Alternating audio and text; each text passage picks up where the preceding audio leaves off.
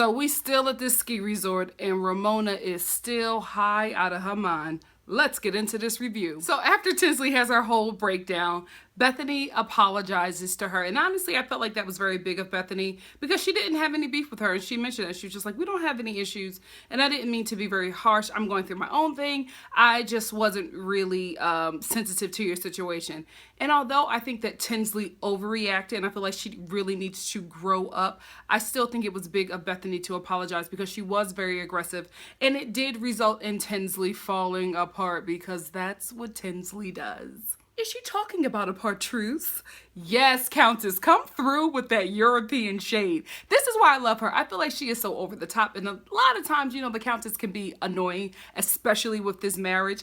But I just love that she gives off that New York upper crust, high sedity, bougie kind of dynasty woman of Manhattan that I look forward to tuning into. I think that's what we all look forward to tuning into. And I love that she comes with like these words that she knows that nobody knows what they're, you know what I mean? So she knows that Bravo is probably going to have to put like a definition under what she's saying. But I love that about her because, you know, she gives good TV. I really, really enjoy that about her. But she is just so shady to their faces. So while everybody is making up at the table, I think that Sonia is about to jump in and apologize to the Countess. No, Sonia's just like, this is who I am. I'm old. I'm not going to change. What I said was what I said. And Luann is just looking at her crazy like, why don't you just apologize? If I'm supposed to be your friend, you hurt me. And then Sonia is just like, well, this is who I am. So if I'm supposed to be your friend, you're supposed to accept me for who I am. And this is who I am, especially at this age. I'm not going to grow. I'm not going to learn. I'm not going to change. And I just thought that that was so low of her to just be like, because I'm older, I'm going to insult people and mistreat people. And you just have to accept that, one, because you're my friend, and also because I'm older and this is what I do. And I hate that old people do that. Although I'm looking forward to being like that rude old person that says whatever she wants, and because I'm like 77, nobody will correct me. But that's when I'm in my 70s, not when I'm still good and juicy in my 50s and 60s. Anyway, I just don't like the fact that Sonia refuses to apologize to the Countess and still like throws a dig in and brings it up. Nobody else is bringing it up. She was bringing it up. And then she's just like, oh yeah, well, this is who I am at this age, so take it or leave it.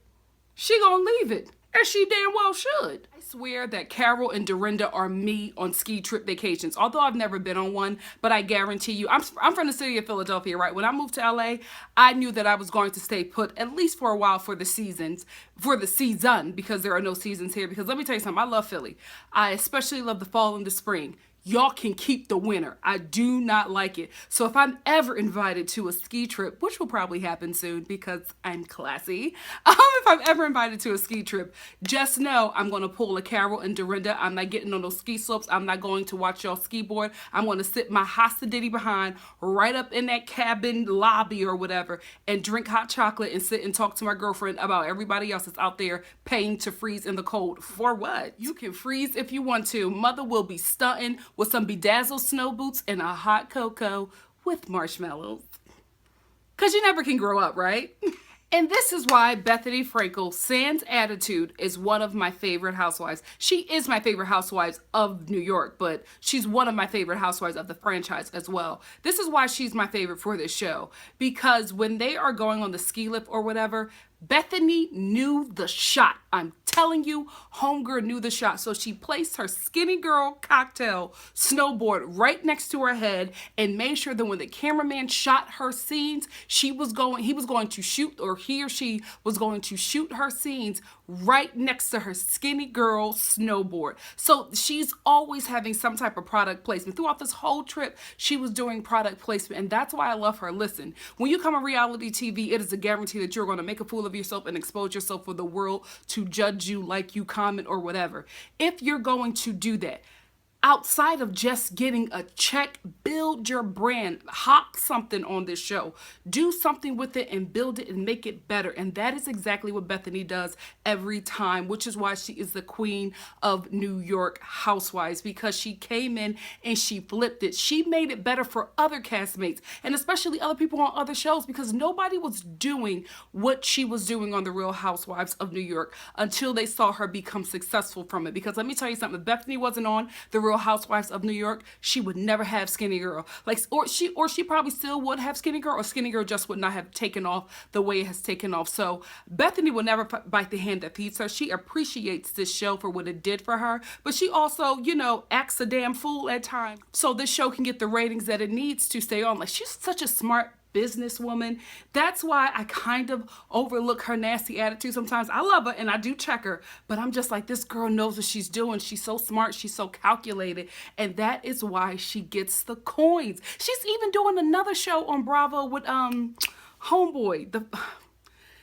I'm sorry, he looks like The Mask, you know, from $1 Million Listings New York. She's doing a show with him about flipping properties. Like, the girl is smart. And I'm telling you, if you're going to get on these shows, get something out of it, because they're going to pull everything out of you. They're going to put your life on display. They're going to exploit you. At least get something out of it. And Bethenny does it every time. That's why she's my favorite. Also, mother got some sick snowboarding skills. I did not expect Bethenny to be like killing it. Like, she's a 16-year-old snowboarder from the Olympics. Like, she really was doing a dang thing. And I was actually kind of proud of her. You know what? I don't know how snowboarding is supposed to look, but I think it's supposed to look like what Bethenny was doing. And I was very proud of her. You go, girl. Let me tell you something. Bethenny ain't no dummy. And I guarantee you she gave Carol reign and the tea to drag Jason, because Carol, I'm not trying to shade her, but Carol falls in line with Bethenny. She knows who Bethenny is on the show, and she plays the game to stay on the show. I don't think Carol needs to show for money, but I feel like she needs it to stay relevant and for opportunities. So she knows who to play ball with, and I also think that her and Bethenny are really good friends, but Carol follows Bethenny, you know what I mean? She follows in line. She is a part of, you know, Bethenny's kingdom, but she don't reign supreme. So I don't believe that she will sit there and tell Dorrinda all of Bethenny's information, all the issues she has going on with Jason, without Bethenny okaying it, and without Bethenny probably setting it up. I guarantee you Bethenny was just like, well, this is what you can say, da da da da. Like, nah, Bethenny is too calculated to sit there and let Carol talk about her and then they still be cool after that. And then when Bethenny even found out that Carol was talking about the situation, she was cool. That's not the Bethenny we know. She set her up with that, and she gave her that tea, and she gave her that information on Jason and Carol to drag Jason on this show. No tea, no shade. I put my friend up to the same thing. Work. Ramona has to stop. I mean, at this point, it's just really, really sad. And it's not because she's older and, you know, sorry, my fridge is dying. It's not because she's like a tender-eyed old lady. It's just very awkward, because the young guy that she is like trying to, you know, be sexy to is uncomfortable. And even Carol called it out. Carol's just like, he's being nice to you because he's getting paid to do that. Like, he's getting paid to do all of this. He isn't doing this because he wants to be with you. And it just looks sad. It really, really does. And I honestly feel like, you know, with Ramona drinking and taking pills, that's what I think is happening. It's just an observation. I feel like she is drinking a lot, and I feel like she's probably taking some kind of pill with the alcohol. And I think she's going through with the divorce because, you know, she was with Mario for 30 some odd years, and she really, really loved this dude. And to not only divorce him, but have to divorce him because he continuously cheated with someone who was younger, who was trying to get on your TV show, who exposed you in all these gossip magazines. That takes a toll on you. You just don't get over 30 years of love, 30 years and then some, and especially when you have a child with this person who looks just like her daddy. You know what I mean? So I feel like she's dealing with all of that stuff, because last season she tried to play really strong, and now this season she's like, I'm going on all these dates, I'm having all this sex and all this stuff, and it's just like, it's obviously a cover up. And I feel bad for her, because I see her falling apart from everything that she tried to cover up and hide. And it's just really unfortunate to watch, because I love Crazy Ramona. I don't like Crazy Ramona on pills. Okay, I'm just gonna be real. I don't like her with some type of substance getting her there, because she's already cuckoo for Cocoa Puffs. So she don't need nothing else and mix it into the equation, taking her to another level. And it seems like Bethenny is the only person who meets this, you know, amped up, you know, induced Ramona. It's weird. It's so weird. But when Ramona talks to Bethenny, she turns up, and it's so uncomfortable to watch, to be quite honest with you. Find out that Tinsley is taking medicine. For what? You got arrested one time. Like, get the hell out of here. What are you doing? This is such rich people problems, and this is the thing. Tinsley never really had any issues in her life because I feel like she was that type of girl that was always taken care of. Now she has like a bad breakup and she has a mugshot on the internet, so she has to take pills for it. Like, girl, people are losing their houses and lives. They ain't taking no medicine. They just keep on going. But this is what happens when you get everything. You cannot handle pressure. You cannot handle struggle. And you start to take some type of substance to help you through the day with typical, like, easy everyday things for like middle class people, you know what I mean? But I guess because she's somebody of privilege, this is just too much for her to handle. This is why she cries all the time. And now she's taking a pill for her arrest that nobody but you cares about, Tinsley. If you stop talking about this damn arrest, nobody would care. We don't care now, even though you keep on talking about it. Like, nobody's interested in it. Nobody was interested in it when you started talking about it. And I guarantee you, you having a mugshot did not get you on the show. It was your last name, Mortimer, because we know Mortimer. We all know the Tinsley and we don't know the mugshot, and we don't care. So the ladies are back at the cabin and they're having this dinner, and I kind of jumped ahead a bit because this is where Tinsley reveals that she's taking medicine. Anyway, I wanted to talk about this because a lot of people on Twitter were saying that Ramona was extra for inviting these guys that she met who owns a restaurant over to cook dinner for her girlfriends, and I'm just like, what kind of friends do you have? Because this is something, if I had the coin in a relationship, this is what I would do. I got a friend right now that's a professional chef that I would definitely invite. You know what? And come to think of it, I'm going to do that. I would definitely invite them over, have my girls over, have them cook for us, have us try their food. Like, that's a really fun night. So I don't know why people are dumping on her about that. Like, he made freaking lamb chops. Are you kidding me? And it looked, from the looks of it, he made them the right way. So I thought that this was a fabulous dinner. And I was just like, oh, thank you, Ramona. You need a friend like that that will hook you up and use her connections. And even the women were trying to get on her about it. Like, y'all mad that Ramona got y'all some free lamb chops? Really? I'm a prude, right? I do not like talking about sex. I can joke about it to a point. I do not like talking about it. I'll joke about it with my girlfriends from time to time, but one place I would not talk about it is the dinner table. I just feel like it's just utterly disrespectful, right? I won't do that. I don't care if anybody else does it. That's just me and how I was raised. I just will not talk about sex at the dinner table. It's kind of uncomfortable to watch it. However, I felt like the Countess was really making a big deal out of it. Like, she was acting so uppity, like even more uppity than the Countess really does. And this is why she gets on a lot of the girls' nerves, especially Bethenny. She acts so above it all, like she does not do the same thing. Like, they know her off of camera. So for her to sit up there and act like she doesn't talk about anal sex and all of these things, and like she doesn't do all this stuff, like she wasn't just having a conversation with Sonia 2 seasons ago about how some young French dude that she was banging makes her squirt. I was just like, I didn't even know that you still squirt at that age. I guess it still happens. You learn something new every day. Anyway, I was just really upset at the fact that she was just trying to act like, oh, what are you guys doing? Why are you talking like that? And they're all looking at her like, Countess, stop. Because as soon as they cut and change the tape, you're going to be talking about all the balls that you be looking on and all that stuff. And that's exactly how she is, right? And another thing about this that bothered me was that she was just kind of downing the ladies for having this conversation. Like, she wasn't just having like an extramarital affair with some dude off the beaches of wherever they were. Was it Mexico or something? Where she was just like, be cool, stop acting like that. And somebody was telling her that the dude that she was having sex with on the beach was married, and she was like, well, I didn't know. So get out of here, Countess. You act just as nasty and rowdy and ratchet and dirty as the other ladies. Now that you done got this husband, you're trying to act like you don't do these things. The lady knows you as a gutter broad. So stop acting all high and above it. And it really got on Dorrinda's nerves because she's just like, oh, shut up. We're talking about penises and sex. This is what women do. And I guess she just didn't want to talk about it on camera. Understandable, but don't down other people who are having that conversation. Like, you are not the boss of them. You are not in charge of the girls. I'm in charge of the girls. Oh gosh. And then they start measuring the penises of the men that they had slept with cucumbers, and then like they started like cutting into the cucumbers and ripping off like slivers of it.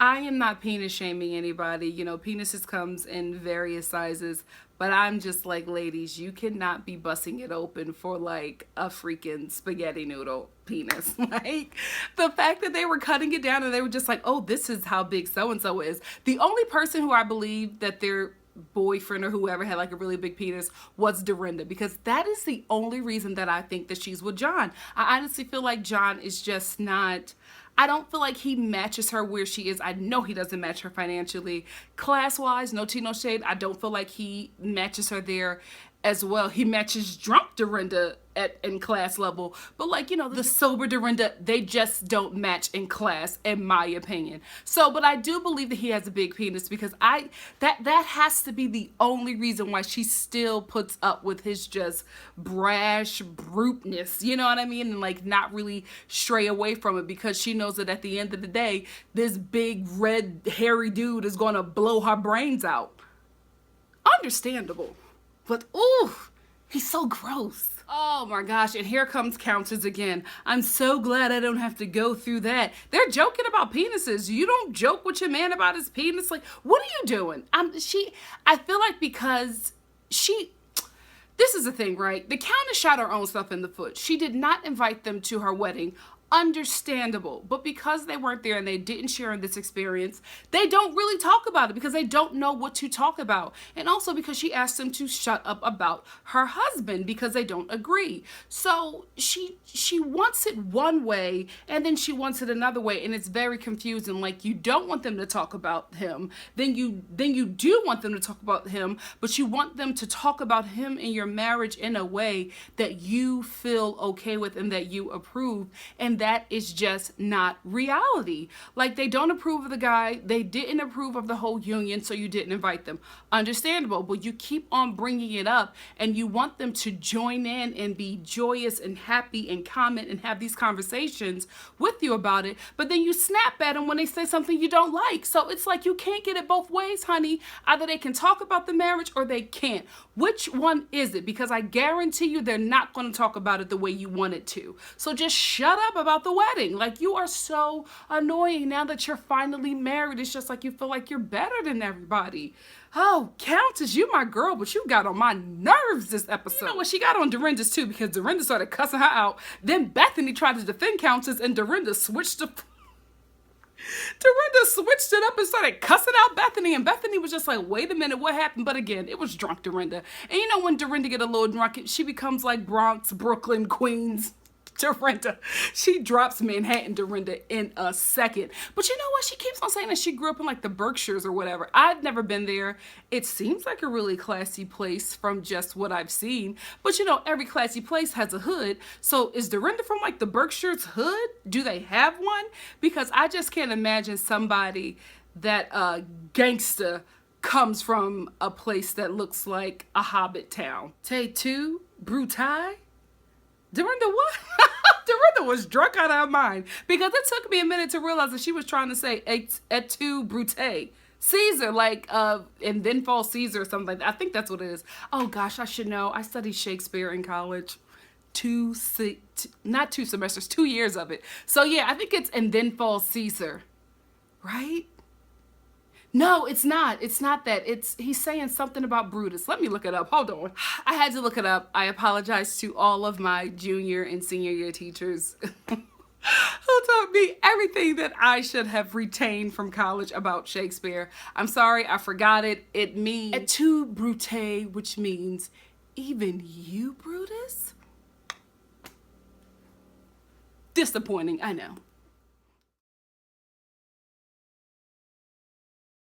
You know what? I am really sick of this blaming all the alcohol Ramona, you know what I mean? Like, she always does terrible things. And well, at least this season, I don't think that she normally blames her outburst on alcohol. I think that she always really has a valid reason in her head why she did what she did. But this season, she's using alcohol as like a scapegoat, because she's talking about the issues that she has with Bethenny. She's just, oh, I'm going to apologize to her because it was just the alcohol. I was drunk and these things, you know, just making all these excuses. And I'm just like, this is not typical Ramona, which is why I think she's on something like that. This behavior behavior is induced from something that she's ingesting, because it's just not normal of her to blame alcohol. She always owns up to her mistakes, and a lot of times when she does own up to it, she has a valid reason. Now it's alcohol. That don't sound like Ramona to me at all. What I didn't need was a 10-minute long scene of Sonya getting her tangled pubic hair lasered off. Like, y'all need to work with some discretion at some point. This is triggering. I disagree with Dorrinda. I don't think that long hair ages you. Actually, I think that long hair could make you look very youthful, i.e. Demi Moore. I think her jet black, long, straight hair makes her look very, very youthful. I feel like if she cut it with her face, she will look a lot older. However, I do agree that Tinsley needs a new look. Like, her look is just old and dated for Tinsley. But I don't think that long hair makes her look older than what she really is. If anything, she looks unkept, you know what I mean? Like, not in a like in a Upper Manhattan kind of way. It's just like this look is tired on her. What I do recommend Tinsley gets is a platinum blonde, like shiny platinum blonde pixie cut. I think she will look great with that. I think she needs to do more colors with her makeup and stop with this just like nude look with these huge black fake eyelashes. I think she needs to start getting maybe like some brown, some brown or strawberry blonde eyelashes. I think she needs to start getting those as individuals, not the whole rip thing or whatever, not the whole row, because I just don't think that, I don't think they look right on her, and I think they look very, very heavy. And I also think that she needs to stop dressing like the Dutch paperboy. Okay, you need to dress like a woman of Manhattan who is on the prowl for a husband, a rich husband, because right now you're giving me Dutch paperboy and it looks a mess. Every outfit she has on, like this white shirt with a skinny tie. I don't know if she's going to get me a paper or serve me a steak. Like, girl. Oh, the Countess is being shady boots, and I think she is getting her life with this, because Ramona is not invited to the girls trip or whatever. I think Mexico is where they're all going, and the Countess knows this, right? She's had several conversations with Bethenny, so she knows that Ramona is not invited. What does the Countess do with her messy behind? She keeps on asking Ramona if she's invited to Mexico, because the Countess is Queen Shady Boots. And poor Ramona, it's just like she's in this vulnerable position because everybody's invited to something that she's not invited to, so she's not trying to like lash out, because I'm telling you, if she was in a different position, she would have cussed the Countess out. But she knows that the Countess is her in. Like, she can only come as the Countess's guest, so she's not going to go off on her like she really would if she was in a different place with Bethenny, because she is sitting there like so sullen and just like,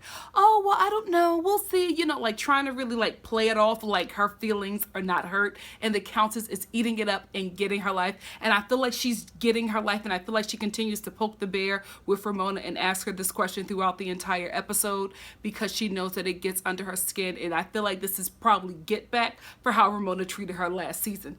Understandable, but it's messy. Sonya comes and she finds out that Tinsley is moving out, so she starts belittling her and berating her. And I feel like Sonya is upset that Tinsley is moving out, so she doesn't have anybody. One, I think this affects her storyline, and two, I feel like she's upset because she doesn't have anyone to make them feel less than, you know what I mean? Like, Sonya is in a very dark place, and her life is falling apart. So what other way to make yourself feel better than to treat somebody who needs help from you poorly? That is how I feel like that is her logic. So I think she's upset about that because she can't torture her anymore. But I'm glad that Tinsley is getting out, because I mean, for her to have to stay in that dilapidated townhouse, I mean, she really needed help, which confuses me, because I'm just like, didn't she come from money? Isn't she like really wealthy? I don't understand why she needed to stay with Sonya. I don't understand, with the money that she has, why she wasn't able to get a house or an apartment right away. Like, she was looking at apartments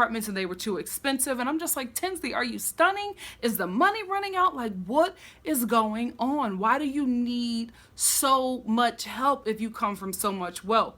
Now, with the divorce, did the money go and you just kept the name and the status, but you don't have the coin to back it up?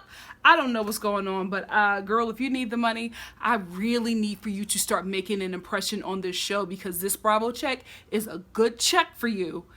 for at least for somebody who really needs it, and it's also a good look for somebody who needs to get out there, and this will help you get more opportunities. So I really hope that you turn it up at some point in the season so that you can come back, because right now it ain't looking good, mama.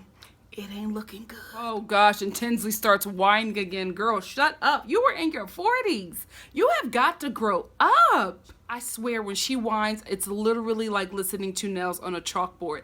It makes me so angry. I just want to like break my remote, throw my TV out the window. I am always like her voice, why are you guys being? I'm like, girl.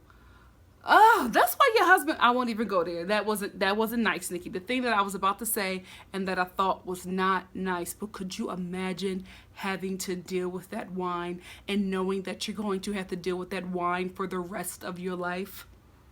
He got out.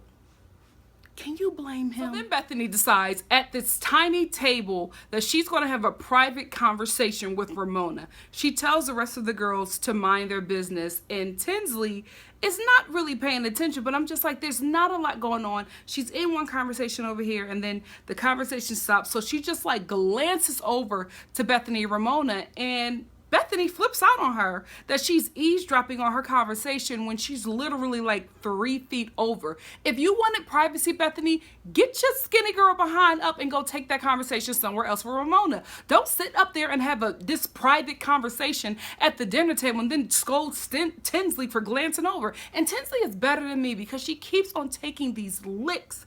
And she takes a licking and she keeps on ticking, but she keeps on taking these punches and just these beatdowns from these women, and she does not say or do anything. And I just feel really unfortunate for her, because you got to be able to fight back with these broads. You have to you have to take your place in the group. You have to, let them know your status. But you also do have to get an ally, become friends with some people. But I feel like she's trying to become friends with so many people, and she's not trying to rock the boat, but she's also not making herself interesting. And because she's trying to stay on the show, she is accepting a lot of abuse. And maybe this is just who she is, but it's just not fun to watch. I'm just like, Bethenny is sitting up there. You're the same age, grown behind women, and she tells you to mind your like cusses her. What are you looking at? Mind your business. I'm trying to have an intimate conversation. Honey, you better than me, Tinsley, because Bethenny would have got that table flipped over, and she would have thought Teresa Giudice walked up in that piece,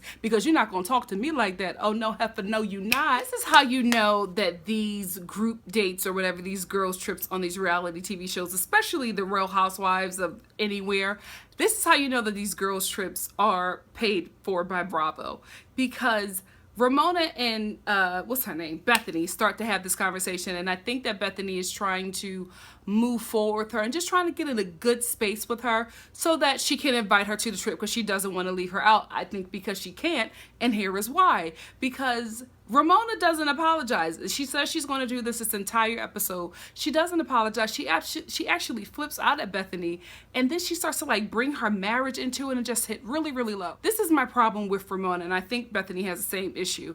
Even when the disagreement is not even that heavy, Ramona hits so low. Like, she brings up Bethenny's failed marriage and she just starts going in. Ramona always takes low shots and low blows. She always goes deep, and you never really have to when you're just having these types of these TV show disagreements. Like, the only time I felt like it was probably necessary for somebody to really go in on Bethenny, and they didn't, was when she called Countess Luann a whore for like 4 hours in the Berkshires. Okay, that was the only time I felt like somebody should have cut her down to size. But she's trying to make peace with Ramona, and she throws in her face that her marriage failed and that she's going through all this stuff with Jason, this new stuff that is like ripping her soul open. Ramona just decides, well, you know what, I know that you're hurting. I'm just going to cut that same wound that's trying to heal, and I'm gonna rip it open even more ragged so it can't heal properly. Like, she just goes so low, and it's so sad. So Bethenny responds, and I know that she just probably did it out of anger and probably knows that this is not really going to happen, but she says to her, well, you're not invited to the trip. Then Ramona says, oh yes, I am invited. All the girls are going, I'm going. I just won't go to your little skinny girl event. That's how I know that Bravo it's in their contract. All these trips are in their contract. So that's how I know that she has to come on this trip. Bravo is paying for it. The only thing that they're not paying for is Bethenny's thing. So that is the only thing that Ramona has to stay out of. Because she tells us, she's just like, oh no, I'm going on this trip. You can't keep me from this trip. How you gonna say that to somebody on their trip? So then Bethenny's like, well, I guess she's going. And I'm just like, yeah, because you're not paying for it. And this is in the contract. Don't play me, especially when Ramona just broke the fourth wall. Carol, being the sweetie that she is, she sets up a double date with Tinsley and one of Adam's friends. And I don't for one second think that Tinsley is attracted to this friend. I think that she's attracted to his bank account. And I think the fact that he's like this entrepreneur and he works in like tech or whatever, it's very interesting to her because she knows that she's the type of woman that needs to be taken care of. So the whole time she's on this double date, she's talking about her ex. She still wears the ring. And I think that, and it's very understandable, that she's still hung up on her ex. You know what I mean? He was like the first guy she ever had sex with, the first guy she ever married. So he was a lot for her. She was a high school sweetheart. They were married for over 10 years. You know, he was her everything, her world. And she was even talking about her biggest penis is, like, not on this date, but she was talking about it when she was chilling with the ladies. So I feel like she still is hung up on him. And honestly, I don't know the dude. I hope that they can patch it up and move forward because it seems like Tinsley just wants to be with this guy. Her ex was her world, her everything. And I feel like no other guy would really be right for her because she's still in love with him. Because even on this date with this guy, like, she's trying to force passion. She's trying to force attraction because she knows that she needs, you know, to be married, to have kids soon, and she needs to also be taken care of. So she's trying to force this situation. But honey, Tinsley, it's written all over your face, baby. You are still in love with your ex. And I really hope and pray that y'all can work it out and get back together because you love this dude. And you know, it makes sense. It makes sense. That's the only man you've ever really known like that you've been in love with and you were intimate with and you just had so much history with. So it makes sense. And I feel really bad for you because this whole season you've been saying that you want to find a guy and do all this, but really you found the guy that you wanted to be with for the rest of your life. It didn't work out. I feel so bad for her. I'm sorry, girl. I'm so sorry. That is a tough position to be in. That's the end of this episode. It was dry as hell, and I don't know why it was called oil and vinegar. Oh wait, it was called oil and vinegar because Ramona said that that's who Bethenny and her, whatever. It should have been called Sahara Desert because it was so dry, and I was trying to find some things to talk to you guys about with it because I hadn't talked to you in about 2 weeks about the show, so I just wanted to give you guys a nice little juicy review. But I will be watching it in a few days, and I'll be reviewing the next episode, and I'll try to get that up to you as soon as possible. Anyway, if you like what you see here, please like, comment, subscribe, and share, and I will see you for the following episode of The Real Housewives of New York. Bye, guys.